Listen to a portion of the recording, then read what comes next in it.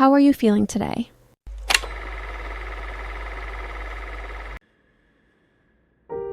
Hey, let me tell you something. Something that perhaps you have felt many times in your life, but have never truly called it by its real name. There are people who walk into our lives very lightly, yet leave an earthquake inside us. They do nothing particularly special. Just their presence alone is enough to throw your heart off rhythm, send your mind spinning, and turn your emotional world chaotic in a way that feels so familiar, yet so hard to admit. You once thought that was love, that it was destiny, that this person has something different. But then, when you calm down, when you look at the scratches you try to hide beneath your layer of strength, you begin to realize a quieter truth. The person you crave the most is often the one who touches the very pain you have carried for so long. Not because they are right for you, not because your souls truly connect, but because they awaken a feeling that has been asleep since your childhood, the feeling of lack, of not being enough, of having to try to be loved. Desire is not love. It is like a calling from within, from the part of you that was once hurt, once abandoned, and once had to learn how to live with an invisible emptiness. And when someone comes along and unintentionally touches that very emptiness, you do not run. On the contrary, you are pulled toward them with a force so strong you mistake it for fate. But fate never makes you afraid. Only a wound can make you tremble like that. I know. You have felt that before. That feeling of wanting to move closer but being afraid of getting hurt. That feeling where the more it hurts, the tighter you cling. That feeling where the more insecure you feel, the more you think, this must be love. In truth, it is only the old pain being awakened, and it makes you mistake chaos for connection, mistake fear for passion, and mistake a trembling heartbeat for something sacred. If you are sitting here, going quiet for a moment as you hear these words, then perhaps you are beginning to realize what your heart has been wanting to tell you all along. When we are brave enough to face the truth, the healing journey truly begins. You know, there is something many people never realize. That intense feeling you once thought was love actually comes from a very different place. It does not come from connection, nor from the heart. It comes from your wound. It may sound unbelievable, but try recalling someone you once could not stop thinking about, someone who made you so nervous you lost sleep, someone you always wanted to be closer to, but the closer you got, the more anxious you felt. Was that feeling very strong, very real? As if you could not control yourself, and because it was so strong, you once believed. There's no way this is just a normal emotion. It must be love to feel this intense. But the human body operates in a more intricate way than you think. When someone unintentionally touches your old wound, the wound of abandonment, of not being seen, of not being good enough, your brain immediately fires off a very strong signal. A blend of emotions, fear, longing, anxiety, and hope. And that chaos is what you mistake for passion. That is why your heart beats fast, your hands tremble slightly, your mind circles around them endlessly. You call it chemistry or destiny, but in truth, it is simply your body recognizing something familiar. This person makes me feel like I did back then. Back then when you had to try hard to be loved. Back then when affection always came with the fear of losing it. Back then when love meant chasing after someone. The old pain recognizes the one who can bring it back to life, and you assume that is a soul connection. But if you notice, the person who hurts you the most is often the one you want the most. And the one who gives you peace is the person you fear you won't feel anything for. Your heart is not wrong. It is simply too familiar with insecurity to call it love. Maybe you are realizing this right now as you sit quietly, letting old relationships drift through your mind. And you ask yourself, all this time, have I ever truly loved someone?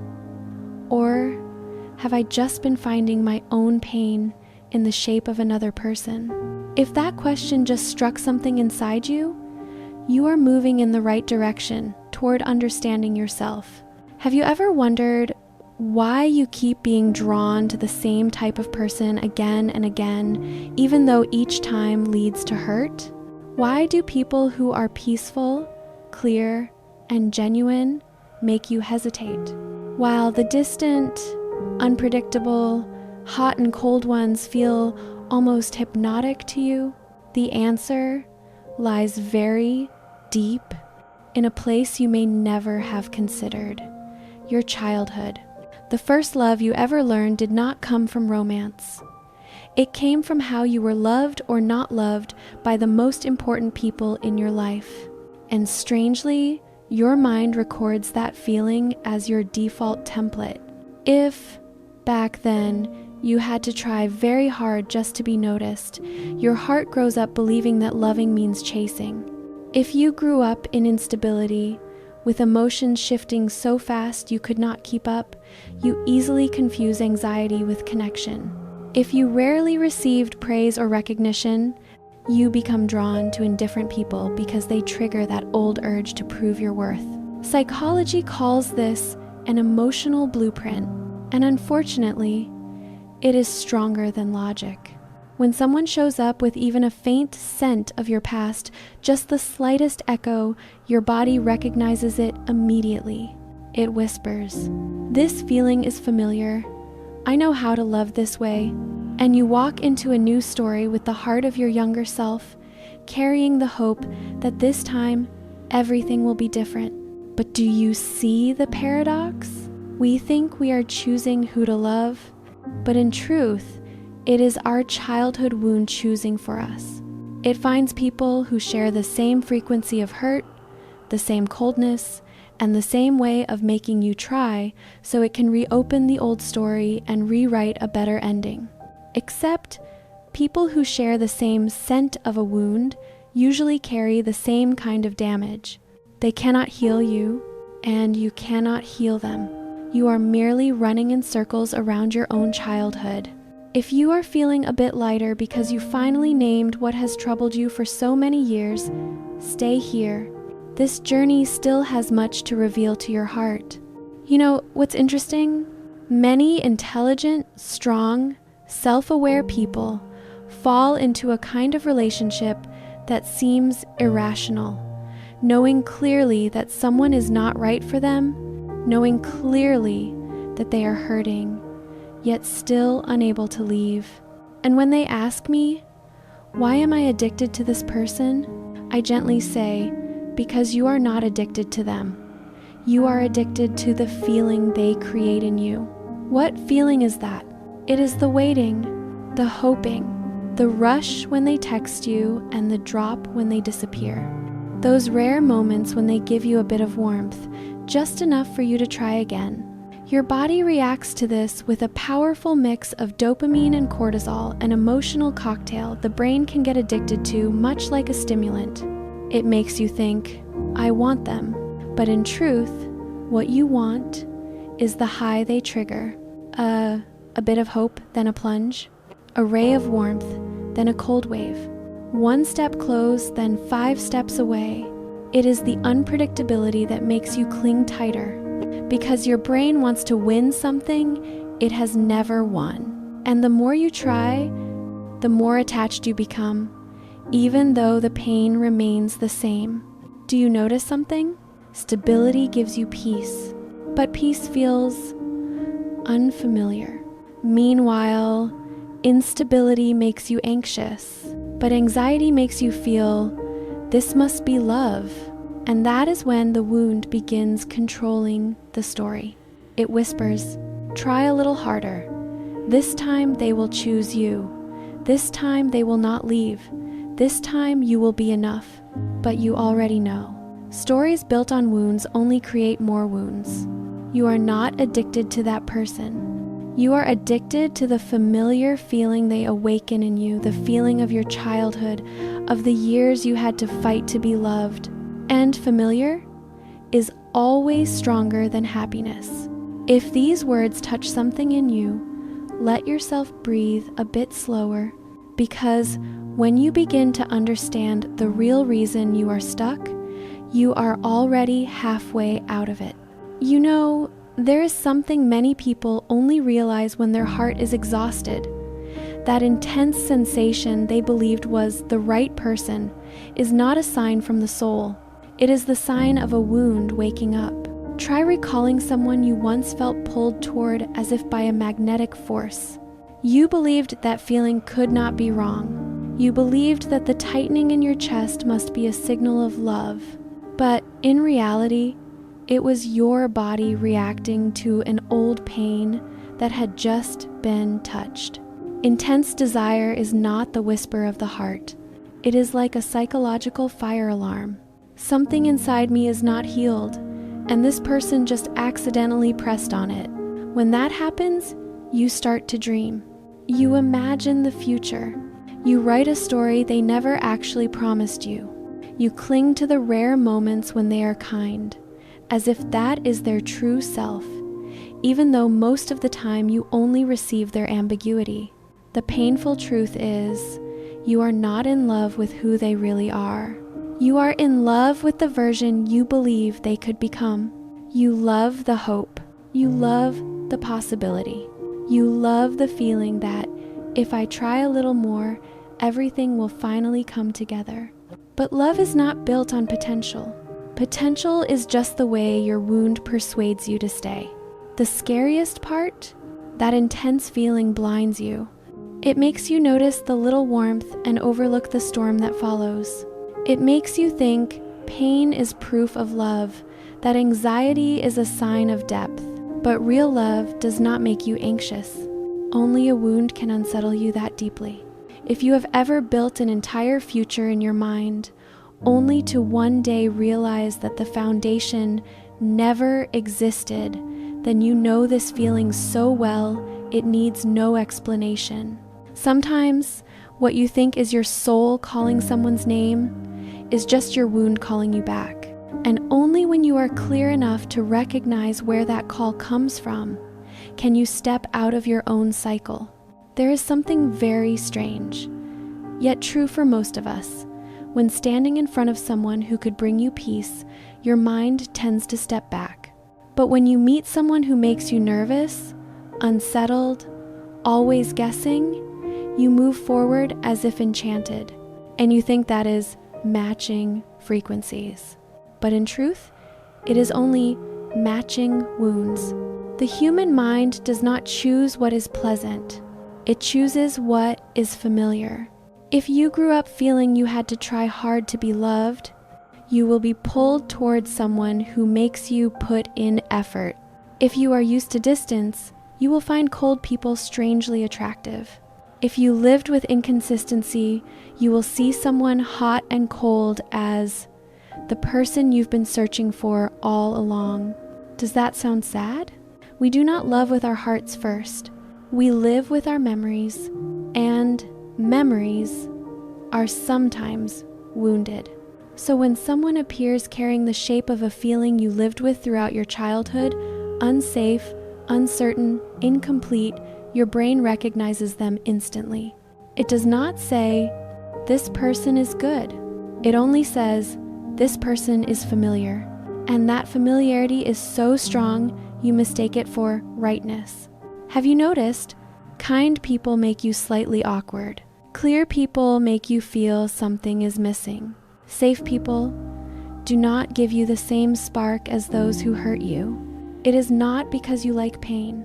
It is because you have unconsciously equated pain with love for many years. Your mind looks for someone who can recreate the feeling of the past, not to hurt you more, but in hopes that this time things will turn out differently. But the problem is, the people who remind you of old pain usually carry old limitations. They cannot give you what you have always lacked. They can only repeat the same cycle you are familiar with. And sometimes, when you do not see that, You mistake it for destiny, but in reality, it is only memory speaking. If you find yourself going quiet for a moment as you hear this, that is not weakness. It is a sign that you are beginning to see yourself more clearly. There is a truth that once you truly accept it, everything in your life will change. It is this: you are not longing for them. You are longing for what they awaken in you. Many people think they are trying to hold on to a person, but in truth, what they are holding on to is the desire to be healed, the need to be seen, to be chosen, to be loved in the way they never were in the past. Take a moment to look deep inside yourself. When you try to make someone stay, what are you really wanting? Do you want them to love you? Or do you want to fix an old wound, the wound of someone long ago who left you too early? When you wait for a message, an explanation, a kind gesture, are you really waiting for them? Or are you waiting for the feeling of I matter, the feeling your entire childhood yearned for but seldom received? When you hurt because they do not see you, do not choose you, do not prioritize you, does that pain feel so familiar it almost does not belong to the present? As if you felt it a very long time ago? Because you have, it is the old wound coming alive under a new face. You do not want them. You want to be healed. You want to close the story you were forced to leave unfinished years ago. You want, in some way, to prove to the child inside you that it is worthy of love. But here is the issue. A wound cannot be healed by the very hand that made it bleed. And someone who activates your pain is rarely someone capable of healing it. They are only a mirror reflecting what you have not resolved, not the one carrying the medicine.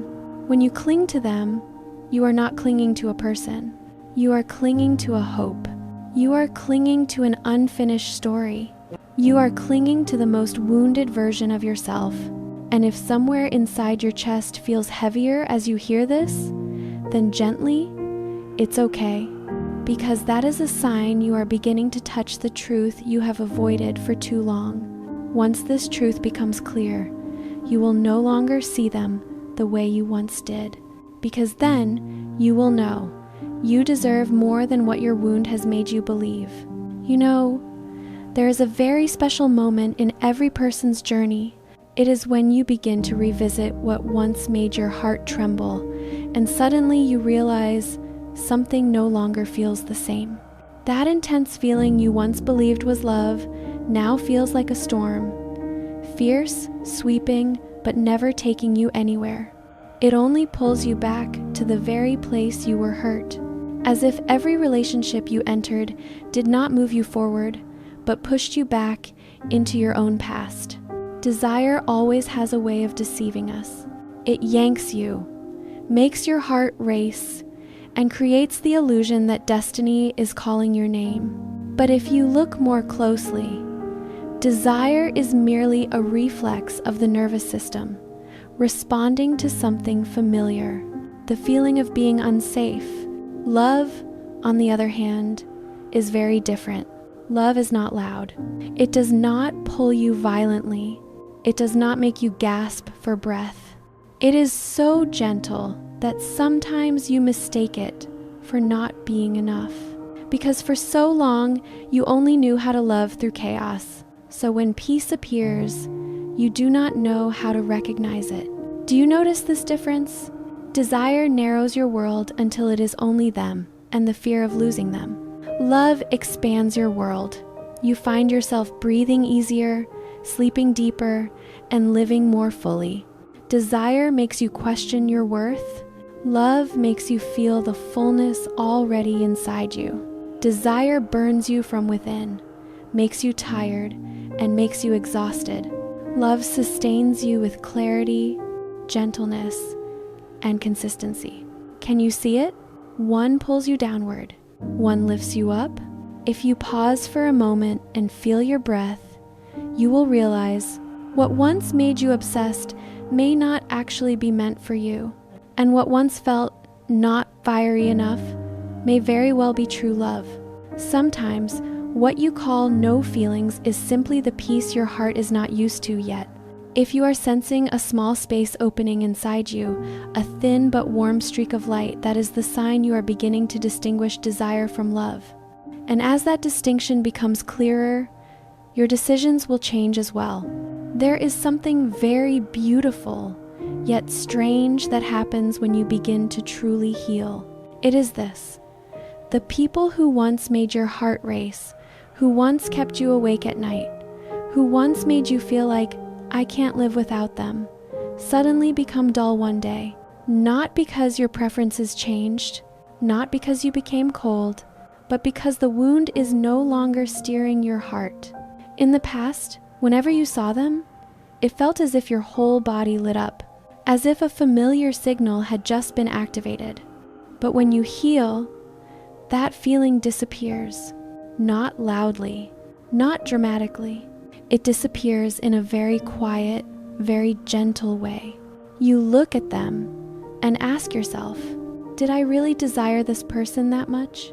Did I really think they were destiny? How did I not see the gaps, the vagueness, and the limitations that I now see so clearly? The simple truth is, you are no longer attracted to pain. You no longer need insecurity to feel like you are in love.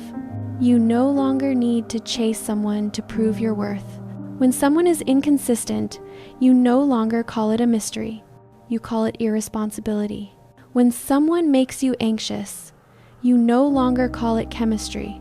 You call it incompatibility. When someone gives you only scraps, you no longer convince yourself that this is love. You simply walk away gently because you know you deserve more. The most miraculous thing is this: what once made you obsessed now makes you cautious. What once hurt you now makes you alert. What once made you cling now makes you loosen your grip. When you heal, your heart no longer runs toward the place where the wound calls out. It runs toward where peace shines. And then you realize you never lost passion. You simply broke free from an addiction to painful emotions. If you feel relieved hearing this, hold on to it. It is a sign you are stepping out of a loop you have lived in for far too long. And ahead is a version of you have never met, stronger, clearer, freer. You know, in the end, the healing journey does not end with a dramatic moment. It does not arrive with a thunderbolt, nor with a decisive choice. It arrives on a very quiet afternoon, when you look at someone who once hurt you and suddenly realize there is no longer a single wave left inside you. No anger, no longing, no resentment, no waiting, just stillness. And you understand what you held on to all this time was never that person. You held on to the desire for your wound to close. You held on to the hope that someone could rewrite the past for you. You held on to a deep longing, to be seen, to be chosen, to be fully loved. But then you realize no one can do that for you, and no one has the responsibility to carry your old story. What you are searching for is not in their hands. It is within you. And when you understand this, something miraculous happens. The desire that pulled you into the past begins to fade, weaken, like a rope that has lost its tension. And your heart, for the first time in many years, gets to choose its own path. You begin to see clearly the difference between the one who makes your heart ache and the one who brings you peace. Between the one who triggers your wound and the one who touches the best part of you. Between emotional addiction and real love. The person meant for you will not make you doubt your worth. They will not make you afraid whenever they reply late. They will not leave you standing outside the door of their heart, waiting for a bit of warmth. The person meant for you. When they enter your life, you will feel as if you have come home. Not the old home where you survived in insecurity, but the new home where you can breathe, be yourself, and be loved without sacrificing your peace. But before you step into that chapter, desire will try to pull you back one last time. It will present a name, a memory, a sudden message, a moment that makes your heart pause. But this time, you will not run back, because you know where that trembling comes from. And you know you do not want them. You just want the pain inside you to finally rest. If you are still here at this point, still listening, still letting these words touch you, then thank you, because you have stepped into a journey very few people are brave enough to take. And if this journey helps you see yourself more clearly, leave a small sign, a like, a comment sharing what you realized, a subscription to continue walking together. These things are not for me. They are for you as a reminder that your heart is changing in a very beautiful way.